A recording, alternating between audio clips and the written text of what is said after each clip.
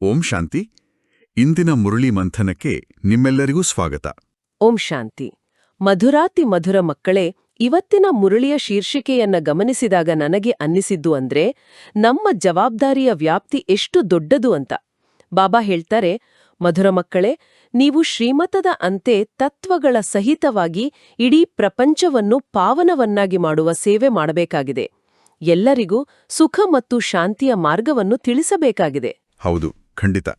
ನಾವು ಸಾಮಾನ್ಯವಾಗಿ ನಮ್ಮ ಸ್ವಂತ ಪರಿವರ್ತನೆಯ ಬಗ್ಗೆ ಮಾತ್ರ ಯೋಚಿಸ್ತೀವಿ ಅಲ್ವಾ? ಆದ್ರೆ ಇಲ್ಲಿ ಸಂಪೂರ್ಣ ಪ್ರಕೃತಿಯನ್ನು ಪಾವನ ಮಾಡುವ ಮಾತು ಬರ್ತಾ ಇದೆ. ನಿಜ.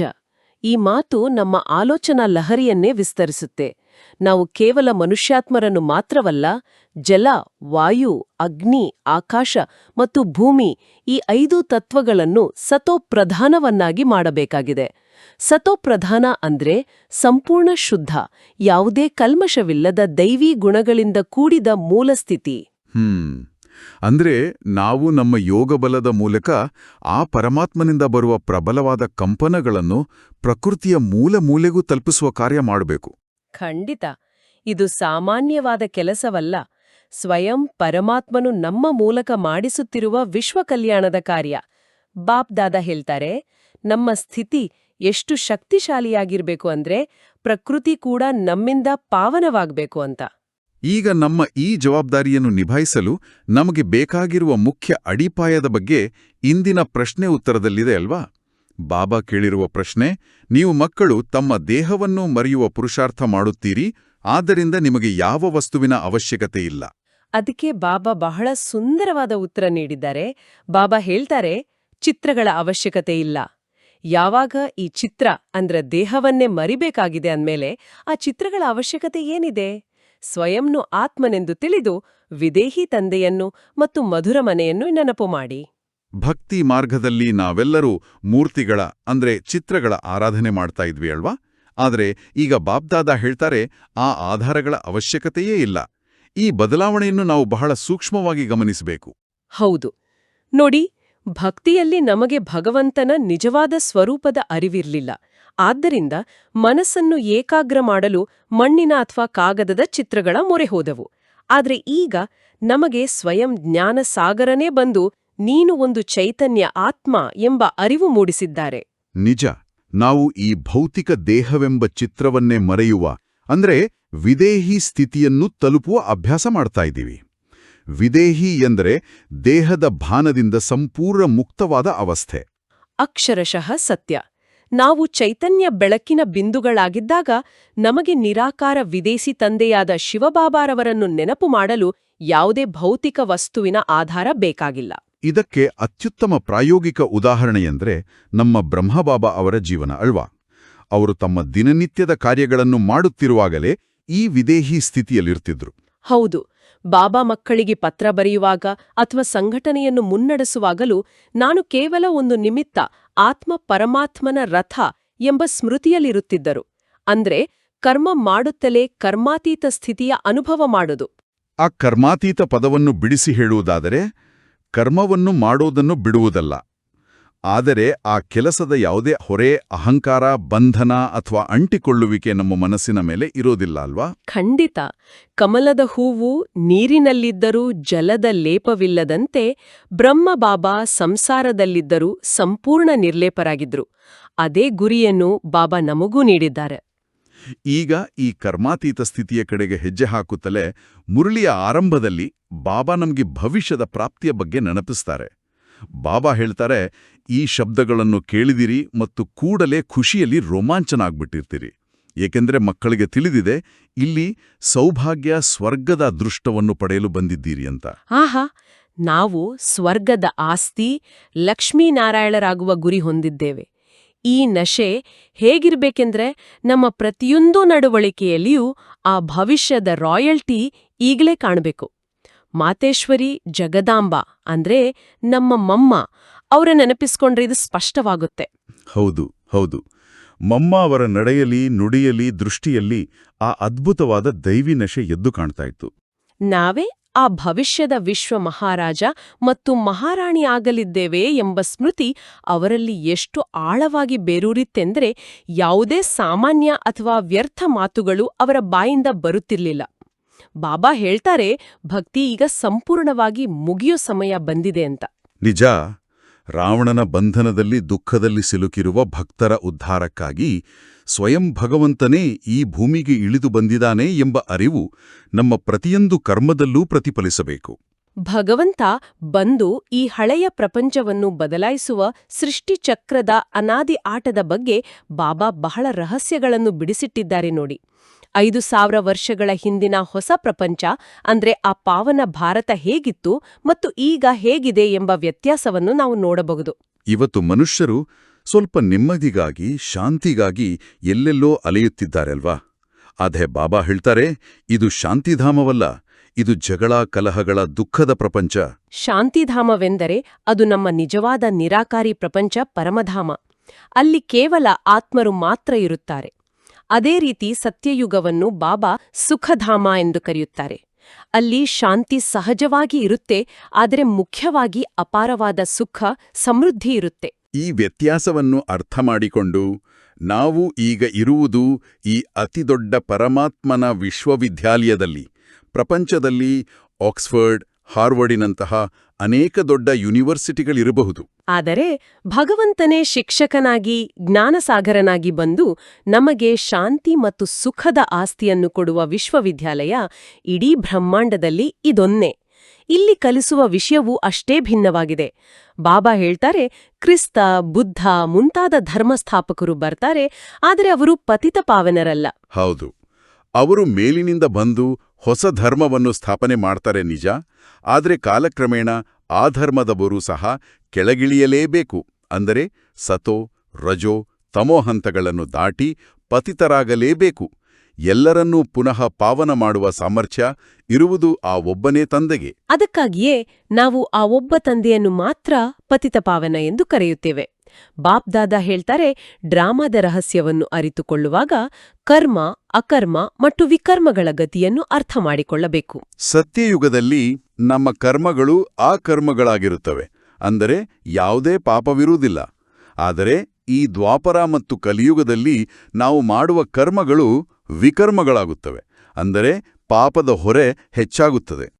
ಈಗ ಸಂಗಮ ಯುಗದಲ್ಲಿ ತಂದೆಯ ನೆನಪಿನಲ್ಲಿ ಮಾಡುವ ಕರ್ಮಗಳು ನಮ್ಮ ವಿಕರ್ಮಗಳನ್ನು ನಾಶ ಮಾಡುತ್ತವೆ.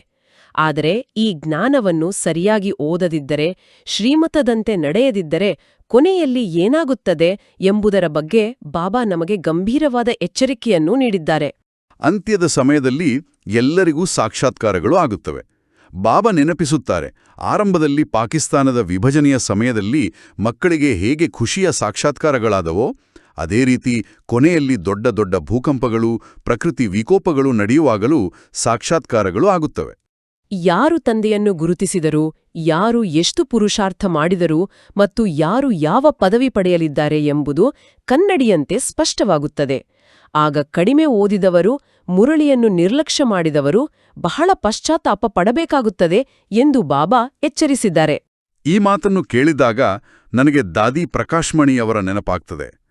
ದಾದಿಯವರು ಇಡೀ ಯಜ್ಞದ ಜವಾಬ್ದಾರಿಯನ್ನು ಹೊತ್ತಿದ್ರು. ಎಷ್ಟೊಂದು ಸೇವೆ ಕಾರ್ಯದೊತ್ತಡಗಳಿದ್ವಲ್ವಾ? ಹೌದು. ಆದರೂ ಅವರು ಒಂದು ದಿನವೂ ಮುರಳಿ ಕ್ಲಾಸ್ ತಪ್ಪಿಸ್ತಿರ್ಲಿಲ್ಲ. ಒಂದು ವೇಳೆ ಪ್ರಯಾಣದಲ್ಲಿದ್ರೂ ಮುರಳಿಯನ್ನು ಓದಿಯೇ ಮುಂದಿನ ಕೆಲಸ ಮಾಡ್ತಿದ್ರು. ಅವರ ನಿರಂತರ ಅಧ್ಯಯನಶೀಲತೆ ನಮ್ಗೆಲ್ಲರಿಗೂ ಒಂದು ಪಾಠ. ನಾವು ಓದಿಲ್ಲ ಮತ್ತು ಅನ್ಯರಿಗೂ ಜ್ಞಾನವನ್ನು ತಿಳಿಸಲಿಲ್ಲ ಎಂದ್ರೆ ಕೊನೆಯಲ್ಲಿ ಖಂಡಿತ ಪಶ್ಚಾತ್ತಾಪ ಪಡಬೇಕಾಗ್ತದೆ. ಮುರಳಿಯ ಮುಂದಿನ ಭಾಗದಲ್ಲಿ ಬಾಬಾ ಕಾಮ ಮಹಾಶತ್ರುವಿನ ಬಗ್ಗೆ ಬಹಳ ಕಟುವಾದ ಸತ್ಯವನ್ನು ಹೇಳಿದ್ದಾರೆ. ಬಾಬಾ ಹೇಳ್ತಾರೆ, ಈ ವಿಕಾರವೇ ನಮ್ಮನ್ನು ಆದಿ, ಮಧ್ಯ, ಅಂತ್ಯ ದುಃಖಕ್ಕೆ ದೂಡ್ತದೆ. ಭಕ್ತಿ ಮಾರ್ಗದಲ್ಲಿ ನಾವು ಅನೇಕ ಹಬ್ಬಗಳನ್ನು ಆಚರಿಸ್ತೇವೆ. ಹೋಲಿ, ದಸರಾ, ದೀಪಾವಳಿ ಇವೆಲ್ಲವೂ ವಾಸ್ತವದಲ್ಲಿ ಈ ಸಂಗಮಯುಗದ ನಮ್ಮ ಪುರುಷಾರ್ಥದ ಜ್ಞಾನದ ಸಂಕೇತಗಳಾಗಿವೆ. ವಾಸ್ತವವಾಗಿ ಹೋಲಿ ಎಂದರೆ ಪವಿತ್ರತೆ. ಜ್ಞಾನದ ಬಣ್ಣವನ್ನು ಹಚ್ಚಿಕೊಳ್ಳುವುದು ಅಂದರೆ ನಮ್ಮ ಆತ್ಮಕ್ಕೆ ಪರಮಾತ್ಮನ ಗುಣಗಳ ಬಣ್ಣವನ್ನು ಬಳಿಯುವುದೇ ನಿಜವಾದ ಹೋಲಿ. ಆದರೆ ಮನುಷ್ಯರು ಕಾಮವಿಕಾರಕ್ಕೆ ಬಲಿಯಾಗಿ ತಮೋಗುಣಿಗಳಾಗಿದ್ದಾರೆ. ಬಾಬಾ ಹೇಳ್ತಾರೆ, ಈ ವಿಕಾರದ ಮೇಲೆ ವಿಜಯ ಪಡೆದು ಅತಿ ಮುಖ್ಯ ತಂದೆಯ ನೆನಪು ಅಂದರೆ ಯೋಗಬಲದಿಂದ ಮಾತ್ರ ನಮ್ಮ ಹಿಂದಿನ ಜನ್ಮಗಳ ಪಾಪಗಳು ಭಸ್ಮವಾಗಲು ಸಾಧ್ಯ. ದಿನನಿತ್ಯದ ಉದ್ಯೋಗ ವ್ಯವಹಾರಗಳನ್ನು ಮಾಡುತ್ತಲೇ ಗೃಹಸ್ಥದಲ್ಲಿದ್ದುಕೊಂಡೇ ಪವಿತ್ರರಾಗಿರುವುದು ಹೇಗೆ ಎಂಬ ಪ್ರಶ್ನೆಗೆ ಬಾಬಾ ಸದಾ ಕಮಲದ ಹೂವಿನ ಉದಾಹರಣೆಯನ್ನು ನೀಡುತ್ತಾರೆ. ಬುರಾದೆ ಅಥವಾ ಕೆಸರಿನಲ್ಲಿದ್ದರೂ ಕಮಲ ಹೇಗೆ ಸಂಪೂರ್ಣವಾಗಿ ನಿರ್ಲೇಪವಾಗಿರುತ್ತದೋ ಹಾಗೆ ನಾವು ಸಂಸಾರದಲ್ಲಿದ್ದರೂ ಈ ವಿಕಾರಗಳ ಕೆಸರು ನಮ್ಮ ಮನಸ್ಸಿಗೆ ಅಂಟಿಕೊಳ್ಳಬಾರದು.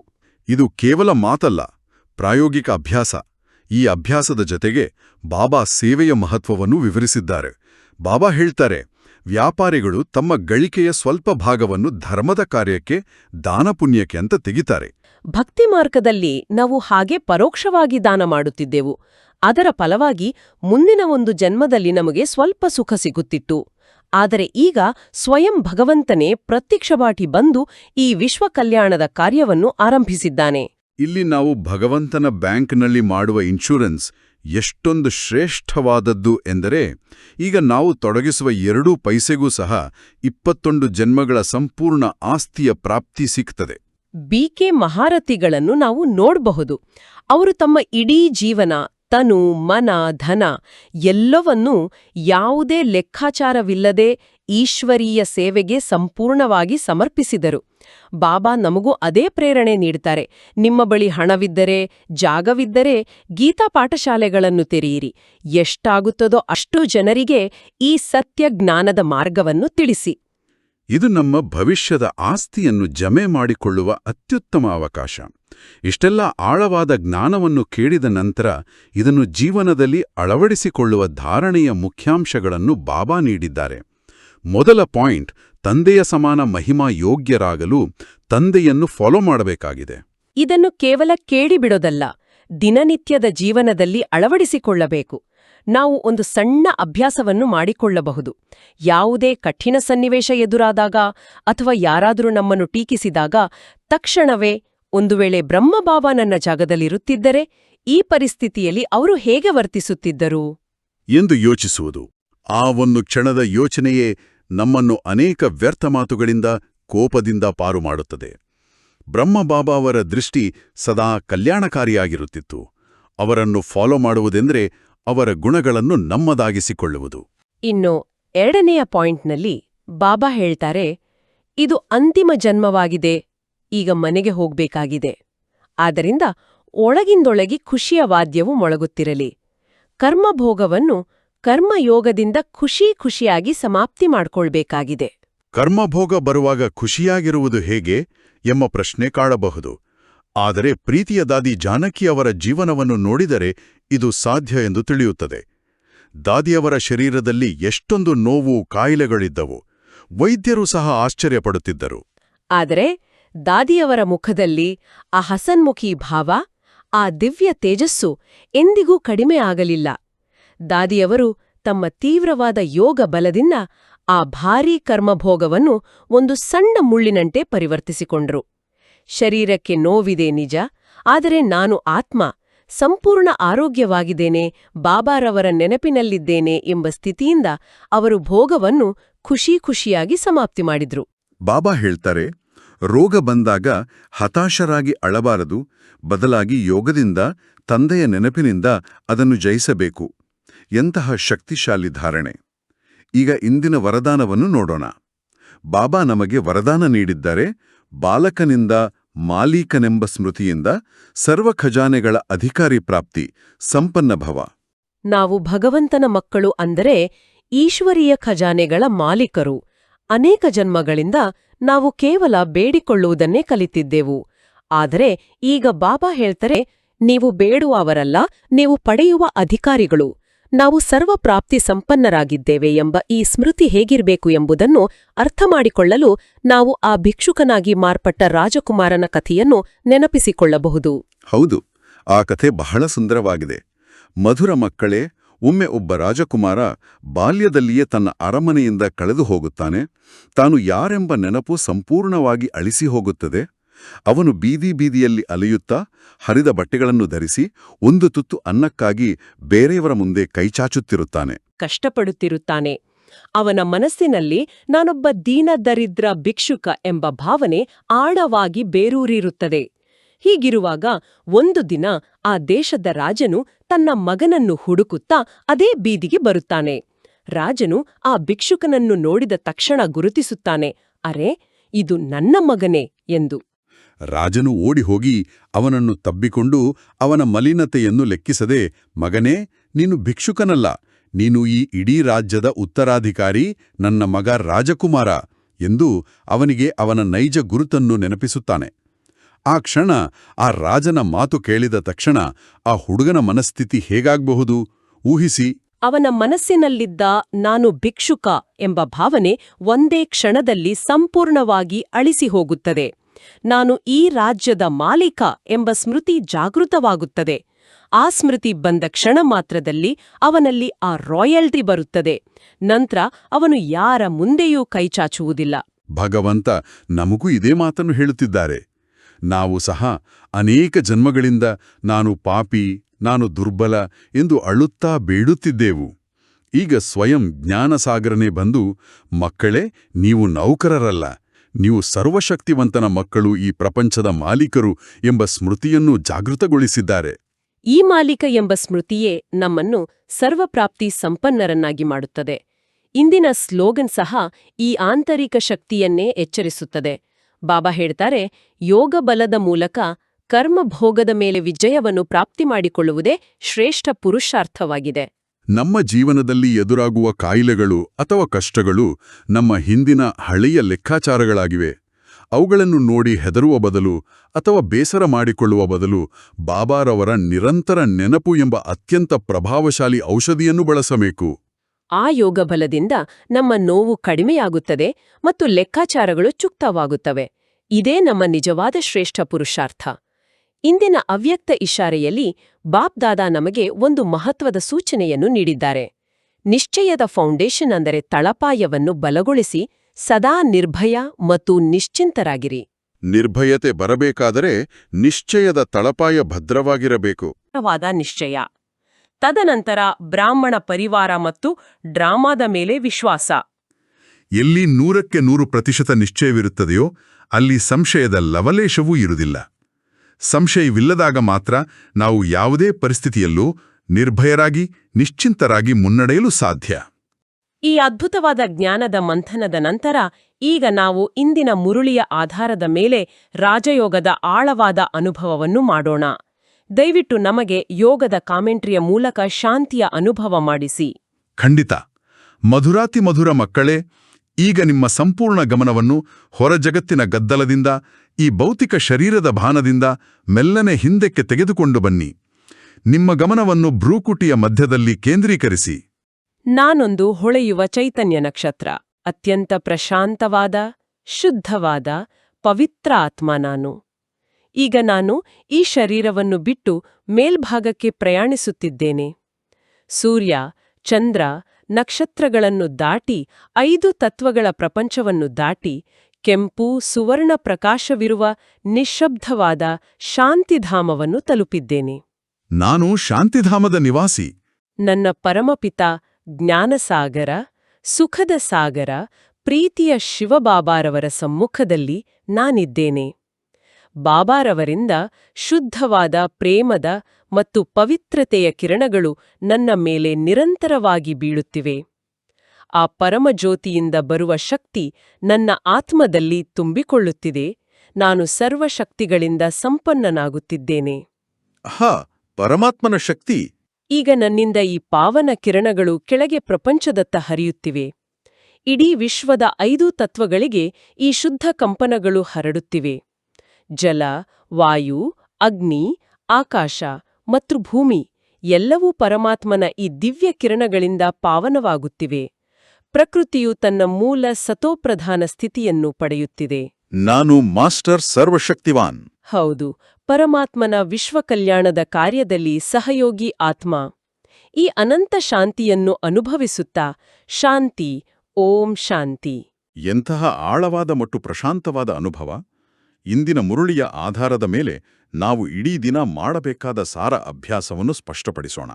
ಇವತ್ತಿನ ದಿನವಿಡೀ ನಾವು ಮಾರಬೇಕಾದ ಮುಖ್ಯ ಪುರುಷಾರ್ಥ ಎಂದರೆ, ನಾವು ಕೇವಲ ಸಾಮಾನ್ಯ ಕೆಲಸಗಾರರಲ್ಲ, ನಾವು ಪರಮಾತ್ಮನ ಸರ್ವ ಖಜಾನೆಗಳ ಮಾಲೀಕರು ಎಂಬ ಸ್ಮೃತಿಯನ್ನು ಜಾಗೃತವಾಗಿಟ್ಟುಕೊಳ್ಳುವುದು. ಕರ್ಮಕ್ಷೇತ್ರದಲ್ಲಿ ಎಷ್ಟೇ ಕಾರ್ಯದೊತ್ತಡವಿದ್ದರೂ ಮಧ್ಯೆ ಮಧ್ಯೆ 1 ನಿಮಿಷ ಬಿಡುವು ಮಾಡಿಕೊಂಡು ಈ ಮಾಲೀಕ ಎಂಬ ಸ್ಮೃತಿಯನ್ನು ರಿಫ್ರೆಶ್ ಮಾಡಿಕೊಳ್ಳಬೇಕು. ನಾವು ವಿದೇಹಿ ತಂದೆಯನ್ನು ನೆನಪು ಮಾಡುತ್ತಾ ಪ್ರಕೃತಿಯನ್ನು ಪಾವನ ಮಾಡುವ ಮಹತ್ತರ ಸೇವೆಯಲ್ಲಿ ತೊಡಗೋಣ. ಇಂದಿನ ದಿನವಿಡೀ ಪ್ರತಿಯೊಬ್ಬರೂ ನಾನು ಪರಮಾತ್ಮನ ಮಗು, ಸರ್ವ ಖಜಾನೆಗಳ ಮಾಲೀಕ ಎಂಬ ಈ ಶಕ್ತಿಶಾಲಿ ಸ್ವಾಮಾನವನ್ನು ಪದೇ ಪದೇ ಅಭ್ಯಾಸ ಮಾಡಿ. ನಿಮ್ಮ ನಿಶ್ಚಯದ ತಳಪಾಯವನ್ನು ಭದ್ರಪಡಿಸಿಕೊಂಡು ಸದಾ ನಿರ್ಭಯರಾಗಿರಿ. ಓಂ ಶಾಂತಿ.